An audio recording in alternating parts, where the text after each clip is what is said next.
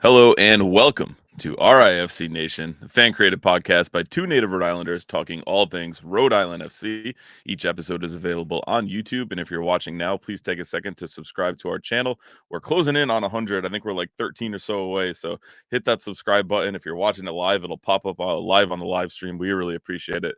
And take another second to click that like button, give it a thumbs up. You can also find us on your favorite podcast applications like Spotify and Apple Podcasts. And if you listen on one of those, we'd really appreciate it if you took a minute to leave us a 5-star rating and a short review, as it helps more people find our podcast. We're recording this one on Saturday, May 18th, a day or 12 or so hours after Rhode Island FC dropped another one, 3-1 in Colorado. I'm joined, as always, by my good friend Ryan. Ryan, how's your day going, my friend?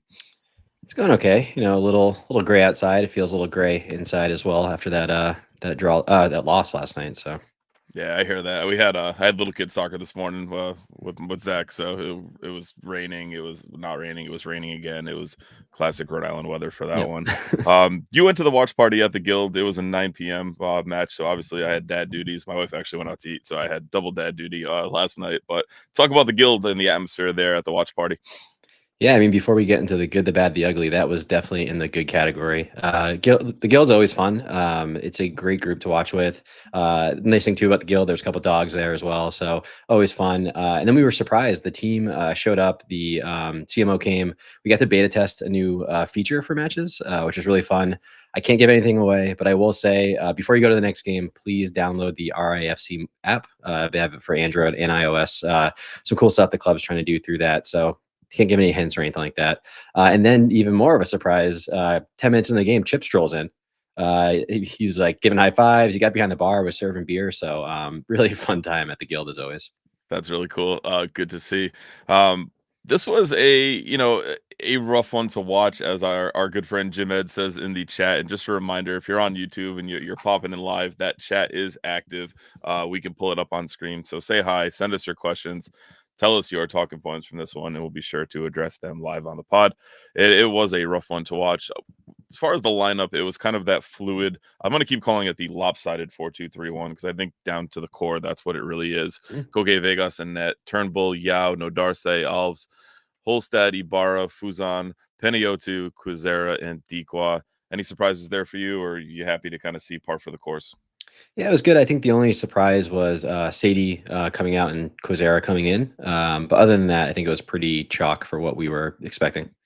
Yeah, so I think as far as RIFC goes and has gone this season, it was the continual of a tale of two halves, as we were able to get out on the right foot and get out to a good start with that 13th minute goal from Frank Nodarse on the corner kick.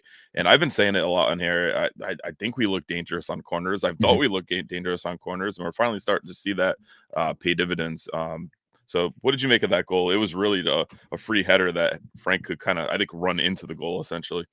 Yeah, I was watching it back, really impressed with Frank. He almost had to like duck and he used like the side of his face to put it in. It was an awkward movement he did before he made contact with the ball. Yeah, I mean, I will never be that tall, so I can't imagine having to maneuver like that. But it was kind of awkward, but he got like a really clean strike to it, which is all you can ask for there.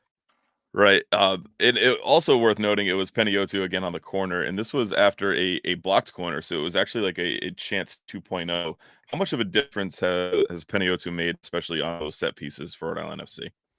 Yeah, I mean, if you saw, I think we had 9 corners in this game, and I think at least 5 of them looked like really dangerous. They created something. He was hitting Rhode Island FC players from there. So I think we said it last week. The fact that he came in first game and was immediately on corner duty, it just shows you the kind of quality he's been showing, at least in practice. And I think he's been showing it as well in matches. Right. But the lead did not last long for the Tide, as CR9, as he's being called or heralded there, was able to get one back in the 27th minute. And this was just a long, tough aerial ball over the top that kind of caught Gabi Alves as well as Frank Nodarse out, caught him in the middle. I don't know if the communication was broken down there or what happened, but a ball fell through and kind of put CR9 in on net and gave him a really good near post shot.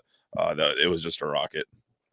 Yeah, it's very jarring to see someone Ronaldo number 9 out there. It's going to strike terror in your core. I'm definitely more of a Ronaldo, Brazilian Ronaldo versus CR7, but send your hate mail wherever you need.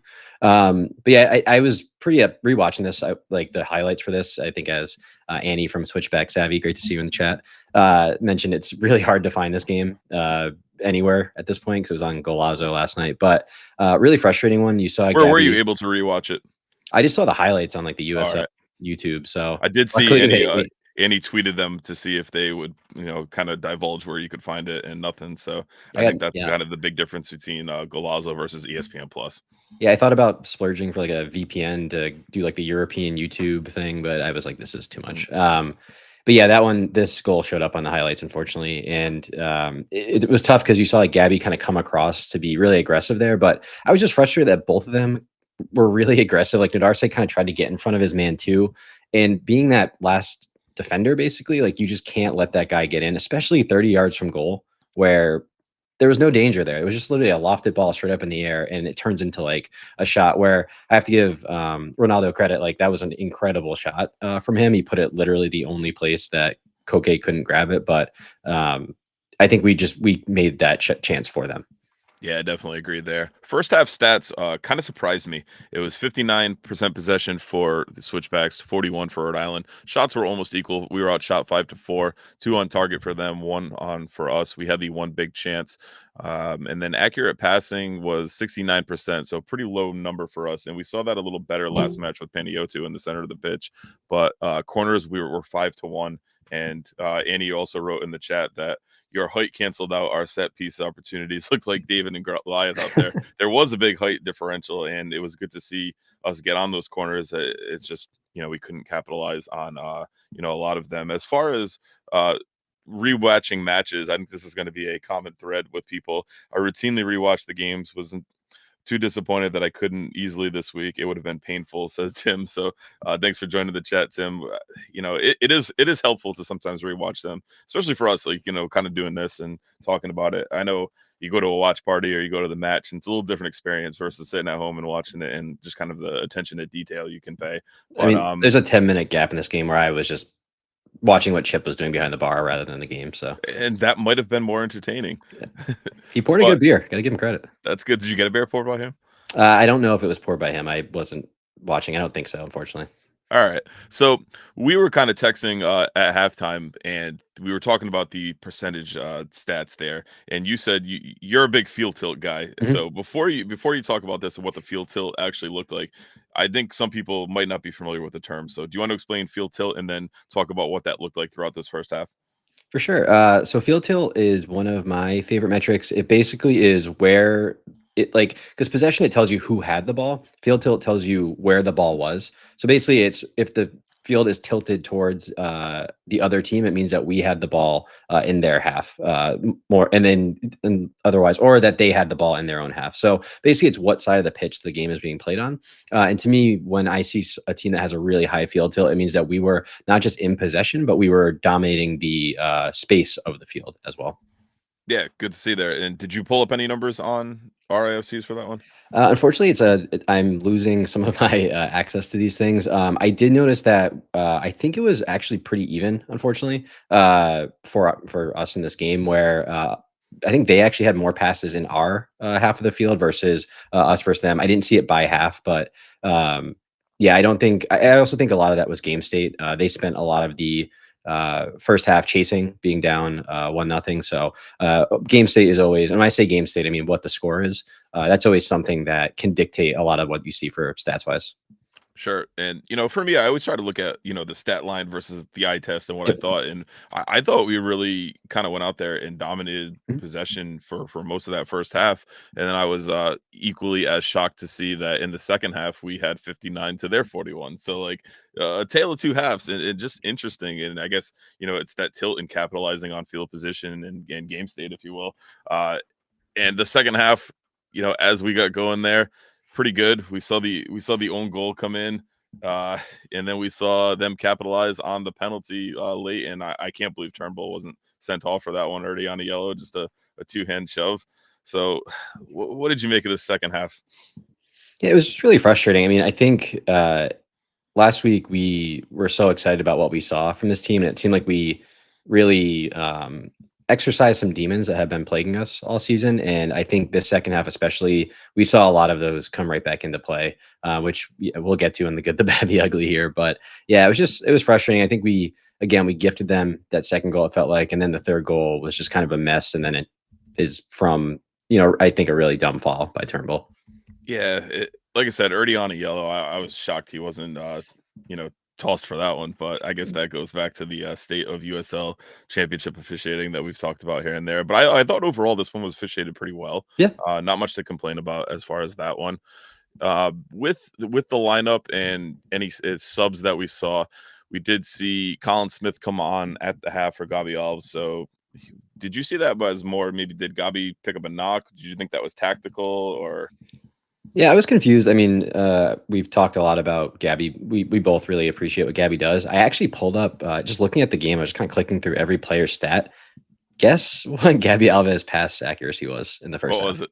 45%. Oof, that's low for him. Very, very low. It's low for anybody, but for him, who we both think is like very technically proficient, especially from the back line. I was pretty shocked. Maybe he did pick up a bit of a knock. It was really awkward, that fall uh, from the header where him and Nodarse kind of got mixed up there. So also we know that they were playing in Colorado, which mile high air, the altitude can really get to some people. So maybe we were just trying to keep it fresh in the back line there, because he did have a pretty tough assignment of Foster, who has really been the chief creative for the switchbacks all year, and he didn't really have much last night. So Right. We did have Kevin Poirier wrote in on Facebook. I honestly believe the altitude factored into this. They looked great out of the gate and appeared to look wore down soon after. Turnbull's fall was really bad as well. I believe that a penalty kick does not happen when you keep it 2-1, when you would have had a shot at the end. Chalk it up to a bad night and come out stronger next game. And we also have our friend Andy from Switchbacks Chat, Savvy in the chat saying the altitude exhaustion added to the frustration that brought on Turnbull's shove.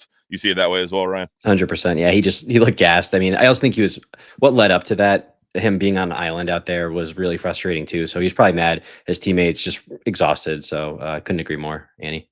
Sure. So we also had on Facebook JJ Sobzak saying we need to get on a path to collect wins instead of losses and draws, and we'll definitely continue to get on that as we talk through this one. It's not a bad idea. It certainly would be a good start. You mentioned the good, the bad, and the ugly. So if you are watching this and you have a good, a bad, or an ugly, throw it in the chat. We'll pull them up as we go.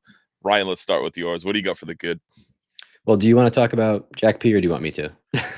Go ahead. You can do it. We'll right. we'll go there first while we get some responses in the chat. Yeah, so Jack P, another game. I said on the preview podcast with Annie that I was nervous that we were almost like overdoing it with the Jack P hype. It was one, I think he played 60, 70 minutes that first game, and he looked amazing, but I was like, wait, I don't want to raise the bar too much for him. And he looked great again. 4 chances created, 1 assist, 100% passing accuracy. He's the only player to create more than 1 chance for our RIFC.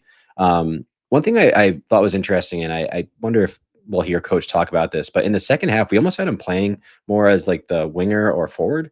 We actually had like Fusam and then Mark Doyle behind him, which I don't think worked, especially like I don't get why you would, with their skill sets, why Doyle wouldn't be the more advanced of the two of them.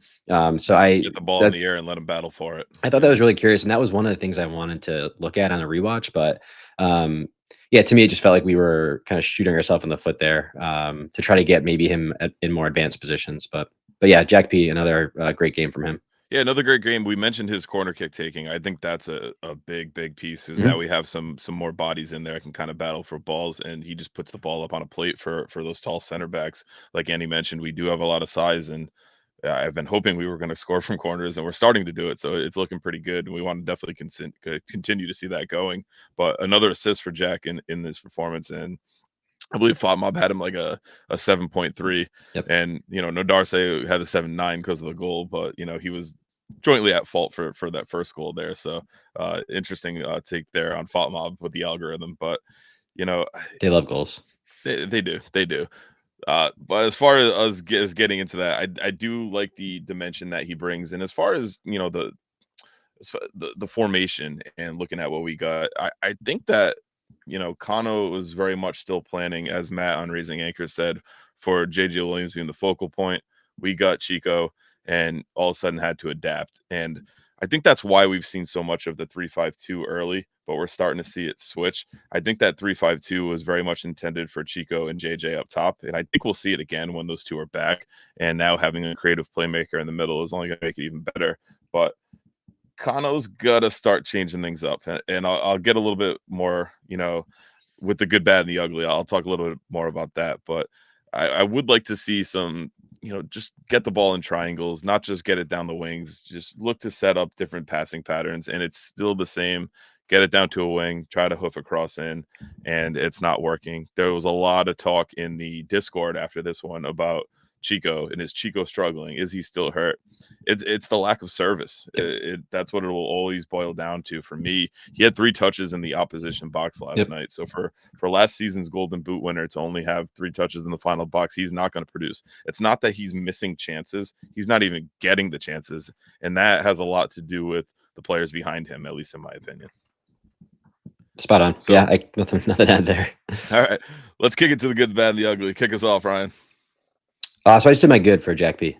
Oh, Jack P. All right. I thought you were going with the guild and the watch party. So, all right, we're good. Oh, to be clear, that was definitely the best part of it. Okay, I'll give you that. The good for me was seeing us get another goal on a corner kick, because I do think on those set pieces that's something that we need to kind of make our hallmark as a team, and something that we can really take advantage of. Yeah, I did have another one just listed, was just another game where JJ came on and looked bright. We kind of talked about him earlier before when he was injured, being like, oh, he could be the one to fix us before Jack came in, and now he's the one who can fix us. But he's had 2 short cameos, but in both times he's had a dangerous moment, which he can only he's looking threat. Yeah, and from someone who hasn't played in a long time, and he's probably has a little bit of rust, he's getting his fitness back. It's just nice to see him come in, and you can immediately see a bit of an X factor that he could bring down the road. Yeah, for sure. What do you got for ugly? You go first. Sorry, bad. We're on bad. I skipped bad. Yeah, I mean, you might want to go first. I got a lot to say on the bad. Yeah, so as far as bad, I'm going to go with Kano on this one. And I think it's going to tie into my ugly. So the bad for me is Kano, and he's got that stubbornness of not wanting to change the systems, which I kind of alluded to. And we're in a really interesting predicament with him, because obviously he's our first coach, but he's also our GM. So as things hit the road, being a new organization and things kind of hit the skids a little bit, it's kind of tough to fire your coach and GM and replace 2 positions than it is to replace one, where if he was just the coach. And we already saw the first USL championship team sack a coach this season. I'm blanking on who it was. I read it last night. But we're starting to see, teams aren't producing, teams aren't getting well. So the bad for me is if this form continues, and for me, a lot of it is tactical. And the interesting part is we hear the pundits and we hear a lot of people talk about how much talent there really is on this roster. Why are we not getting it out of the squad? And I'll always look back at coaching on that one, and I could be totally wrong, and I'll love to admit when I'm wrong. But it was El Paso, and he said it in the chat. So El Paso did fire their coach. But if we're not seeing any changes or improvements in these players, and it's still the same system over and over again, for me, that's bad. Yeah, I slightly disagree. I do think I mentioned this after the North Carolina game, which I think we saw differently there. I do think we have tried a little bit different. I just think the players aren't executing at all right now. I think there's talent there, which again, you could say that is on the coach to get the best out of the players. I don't disagree there. I'm not going to bring out the F word, the fire word there. But I mean, I could definitely understand any frustration, because it clearly is a talented group, and we are not playing near the level that we should be. I just look at it as, if you're gonna keep experiencing the same results but keep playing the same way, that's a bit of a problem. Yeah, I mean, it's still more of Jack's added a little bit more of play in the middle of the park, but it's still get it out wide to wingers and wing backs who have less than ideal cross success rates. Yes, yeah, I don't disagree anywhere there. I do think patience is a virtue a lot of these times, and I do think sometimes teams are too quick to fire their coach rather than seeing out what could be. And I mean, to be clear, I don't think there's any way we could lose the rest of our games. I don't think Kano's going anywhere, and I don't know that I think he should at this point. But yeah, I do think patience can be a virtue if you are seeing at least progress. You're seeing some good things happening. So Yeah, more to come there. I You will know, also caveat that with I'm not calling for him to be fired now. Like that's not at all what I mean. I just think it's the lack of change tactically or yep, stylistically and the same results is yep, trending and dipping into the bad meter for me. sure. So what do you got for your bad? Man. So for my bad, I really thought we reverted back to a ton of the things that we were talking about before North Carolina. North Carolina, we saw a little bit differently. It obviously wasn't a good result, but I thought that we tried some new tactics, which then led into a great performance against Sacramento because we had more talent available to execute.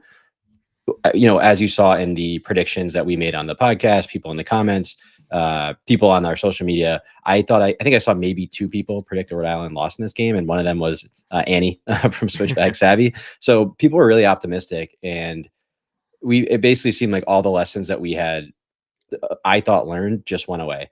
You mentioned this earlier. Final third, attacking players touches in the box: 3 from Chico, 4 from Quizera, 2 from Fuson, 0 from Jack P. Shots: 1 from Chico, 1 from Jack P, 0 from Fuson, 1 from Quizera. Pass accuracy in the final third: 55%. Another game where the other team has one chance, one big chance, one buried. We have one chance, one miss. We're actually, I looked this up earlier. We're 13th in big chances created. We're actually tied with Hartford, but we missed about 65% of them. Not too bad. League average is 61%. Fun fact: Vegas has missed 83% of the big chances they've created this season, which is absolutely It's nuts. wild. That is So yeah, wild. we have that. Our passing, I think, when we started to hit that good run, our back three, we were talking about how they were too spread out. They were having trouble passing to each other. But then we saw their distances tighten, and they were passing at about like an 85% or higher clip. This game, every single person was under 76%. And then finally, like the biggest one for me is just like the over aggressiveness. I think our press is definitely a bedrock to this team and what we can build success on. But pressing isn't just being over aggressive and reckless. And I think we saw so much of that. Literally, all three of their goals came down to that last night. I mentioned the first one where Gabby and Odarse both go up for it. I don't know why, and I don't think Gabby is great on this one, but I don't know why Nodarse feels the need to step in front of his man, where if anything goes wrong, he has a wide open run. And then it was really frustrating. He just like jogs back aimlessly. He doesn't go to cover Yao, who's coming across, just kind of jogs back. He had enough time to get back, still doesn't do anything. So that one super frustrated me. Second one, Colin Smith gets way too tight and he gets turned. No one can close down him. They get that goal off Yao. Final goal again comes from multiple people in midfield whiffing. Their player just dances through and now is alone by himself, and he is able to uh, cross the ball, set turnbuckles in that really awkward one-on-one. So it's just frustrating because this team's giving up a lot of goals, but they're not giving up a lot of shots. So it's basically like we're gifting the other team these big chances. And I think a lot of the time we're creating the big chances for the other team rather than forcing them to create them on us. And it's just really frustrating where, turn the press on, but you need to dial off it and show some patience, especially in that back line. It's got to be a productive press. It can't just be pressing for the Yes. sake of press. I think that's kind of what you were And alluding to there. yeah, and I thought we had kind of found a decent medium there, but it's just one of those, like, you don't have to intercept every ball. You don't have to tackle every man. You can contain the guy and just make it hard for him instead of getting touch tight on a guy who's clearly a very good dribbler and have him dance around you, and then you're in no man's land. So just a lot of like really frustrating over aggressiveness. And then to rewatch the highlights, and it's just like worse and worse every time you watch it.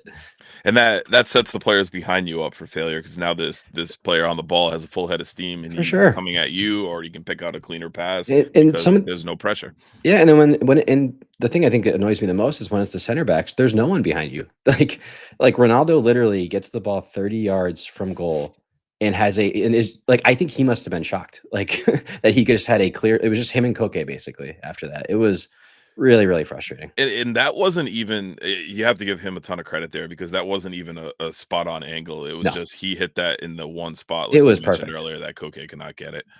So I'm gonna give you my ugly because you gave a lot of bads, and my ugly is definitely to do with table watching right now.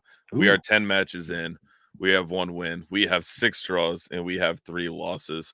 9 points in the -6 goal differential. And I think this is just getting to the point where we, I mentioned Kano and I mentioned the stylistic changes that we need to see. We're just seeing the same thing over and over again. And what's that quote? insanity is Yeah. repeating the same thing with expecting different results, and we're just not getting those different results. So for me, the ugly is where we are in the table right now. I don't think this Hartford team, who we're level on points with, is that much better than us, but I don't have any confidence going there in an away game just because of what we've seen. And I think our next match is going to be arguably one of our hardest matches of the season against Mhm. this really good Louisville City team. So for me, the ugly is just this table position, and where are we going to get wins coming from out of that? You know, already having played a few teams that I think we should have gotten 3 points, but came out with draws. Yeah, it's tough, especially when you look at like previous seasons. Like, how many points does it usually take to make that like final spot in the playoffs? And it looks like low 40s, low to mid 40s, and that we're pretty far away from that, and that is going to require a lot of wins, not a lot of ties and draws. Yeah, so I don't know what the USL Championship record is for most draws in a season, but I could see us definitely challenging for that this year. Yep. What do you got for your ugly, Ryan? Yeah, mine. I'm gonna go a little soft factor here, but mine was accountability. I was just really frustrated some of the stuff I saw, especially after the goals. First goal, as I mentioned, like I really think it was a mix up with Nodarse and Gabby. But goal goes in, Nodarse immediately as he jogs back and then he starts yelling at Gabby. Final one, Turnbull, he shoves the guy in the back, the clearest penalty I think I've ever seen. And he's, oh, what the hell? He's like waving at the ref. And I He looked like Jason Tatum after that one. oh, come on. But it was just like frustrating that like, hold yourself accountable. Like you all need to be better out there. And if you make a mistake, own up to it. Don't try to blame the ref. Don't try to blame your teammate. And that just really, really bothered me to see. You don't see the guys kind of showing that like teamwork and picking each other up too after a mistake. So I just Right, would love you to don't see. see anyone on the pitch go out and kinda grab somebody by the shirt and be like, "Hey, like, let's change this, let's get to that." And Yeah. I've always, just as a soccer fan my whole life, I've always kinda said I see that more in teams where the keeper is the captain, because that voice of reason is so far back on plays when shit Mm. happens in the midfield or when shit happens in the opposition final third. The keeper's not there to your captain's not there to grab somebody. And you see some clubs who will have a personality that will do that on the pitch, but I don't see that in the outfield players for this RIFC team. Well, that's the thing. I don't personally think you need the captain's armband to be doing stuff like that. I think there's plenty of experience on this team that I would hope is going out there and trying to be a bit of a leader on the pitch. A piece of cloth is not going to signify that for you. So yeah, just frustrating. I don't like blaming each other for these things. I don't like people not trying to pick up their teammate and help them out. That goal goes in off Yao's foot. No one's over there like, hey man, it's okay. Like, stick to it. It's just frustrating. Yeah, I definitely get that. Let's change gears a little bit and we'll go to our 3-word reviews, because we had a lot of listener feedback on this one. And a lot of people wrote in and replied to our socials. So if you're new to this, we started this one at the last full match review, where you can look for a post from us on any of our socials, and you can click the link in our description to follow all those socials. We're looking for RIFC in 3. We're calling the segment, and you post a 3-word review on the match and match performance, and we'll share them on air. So I'm going to start on Facebook. We got Jim Weinreich, who writes anticlimactic, frustrating, and dismal. I think 3 words we can all definitely agree with on that one. We'll kick it to Instagram, where we had a ton. Soccer Junkie, who is our good friends from the State of the Republic pod, said Colorado Springbacks climbs the ladder. They are on the up. They're in hot form right now. Nelson Frigo had 3: altitude, naive, and he did mess up. Impatient, and definitely see that impatient's a good word for kind of how we played. We're looking to get a little bit too direct, I think, at times. We had WTM 1970, not good enough. I think we kind of alluded to that throughout all of our takes on this match so far. msphoto.jpg should have won. I think that's a bit bold. I think on the start, after the first 13 minutes, maybe you thought that, but definitely a tale of two halves there. ESFC coach Almeida onto Louisville, the Belichickian response there. We are on to Louisville. Their name is Max F. Impossibly pathetic effort. So a little more harsh than Ryan and I were. Thank you for that one, Max. Brian Luch, change formation tactics. Brian's kind of on my wavelength with that. I like that a lot. Mike Moni's 14, total letdown. And I think that one definitely speaks to the the progress that we saw against a very good Sacramento team. And we're gonna kick it to Twitter where the real OGs ball out and helps us get our explicit rating in there. Hop Skip at the real Hop Skip says fuck, fuck, fuck. Mhm. I get that. I responded with the no lies detected gif for that one. Everyone's friend Evan at Terminator 0725. I am pissed. Get that as well. The fake Staley the Bear can't keep momentum, and it is a big momentum swing to play so good versus Sacramento, and then go out there and lay an egg in Colorado. Mhm. And then the one that I think will actually take the cake, and our favorite, and Ryan and I talked about this off air, I think this morning via text, was from our good friend Kevin at Fluffy Call Boy. Hot dog water. This game just had the taste of hot dog water. I definitely agree with that one. We've got a bunch of ones in the chat right now. Jim Ed said tenuous ball control. Tim McDuff, Guild was fun. We just acknowledged Kevin. I don't think he meant this as his 3-word review, but shit, I'm late. And then responded with his take hot dog water. So Kevin, your Doubling RIFC, down. yeah, your RIFC 3 words is trophies in the mail on this one. Tim also commented with Chip's nose squeaks. I forgot to mention that about the Guild. That was a huge reveal last night. And Kevin said, great 3 words, Tim. So good to see that. I love that interaction with everyone on there. But if you would like to get your 3 words heard on the next episode, you can either join us live when we do these live episodes, or you can follow us across Facebook, Instagram, or Twitter and get those takes in on there. Ryan, do you have a 3-word review? I do. Mine was a false dawn. I think we were all really excited after Sacramento. We thought there were some big changes that seemed to be sticking and seemed to be helping the team out. And again, we just reverted back to so much of the old us in Colorado. So I'm just going to +1 Kevin's hot dog water. It's so disgusting to think about. And, it does such a good job just conjuring up a real vivid taste in your mouth, thought. It's just gross. So we do also, before we move on and look at the next match there, Andy did say we saw some RIFC fans in the stand. So big ups to anyone who made the trip to that. Didn't get to connect with them personally. Thanks to them for coming to Widener Field. And if they are headed back to Rhode Island, I wish them safe travels. Andy, I wish in our pre-match you had talked about that crazy light structure thing you guys have on the side of the pitch. Like, it reminded me of like my youngest watches a lot of the Cars movies. It looked like Radiator Springs with all the crazy cool neon lights out there. So that was really cool. I thought the stadium setup was very cool. Cool to see in there. But I alluded to earlier, next up for us is a home match. It is next Saturday. It's a 4 p.m. start. Yeah, I'm excited. I'm actually bringing the whole family. My wife and youngest son are coming to this one. So I think we'll see a lot of goals. Andy did add in the chat. It's called the Epicenter. So cool. I just thought that was really a cool sight on camera, and like seeing all those, different stadiums and everything they have to offer. But next up is a trip from second place in the East, Louisville City. They have played 8. They have won 7. They have 1 loss. They have a plus-minus of +19.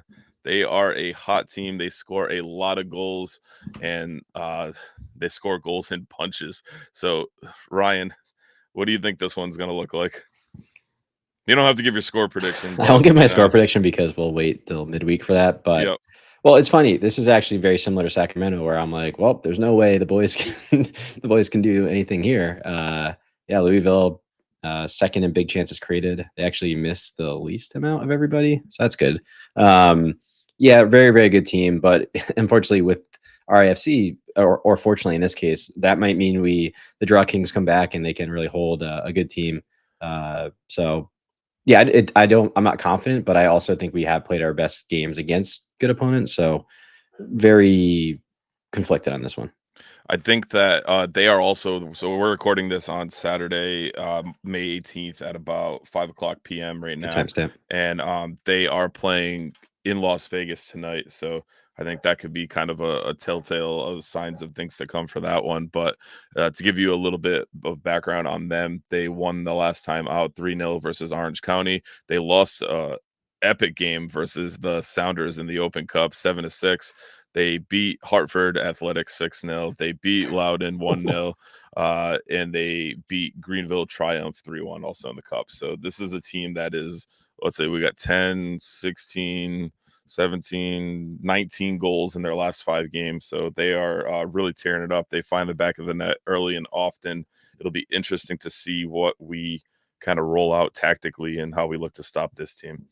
So be on the lookout. I don't have anything scheduled yet, but we're reaching out to a few different people to get the away end episode out probably about Wednesday or so. So if you're not already, click that subscribe button on our YouTube. Those will always be live.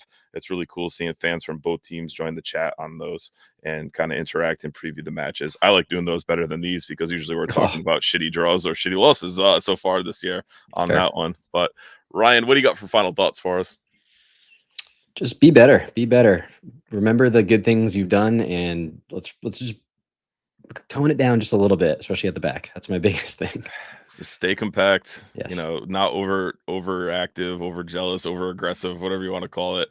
We definitely have to keep this Louisville team in front of us, or a 3-1 scoreline would be pretty flattering. So it'll be another test of, can we play up to our opponent, or will we just revert back to the shell that we've seen at times?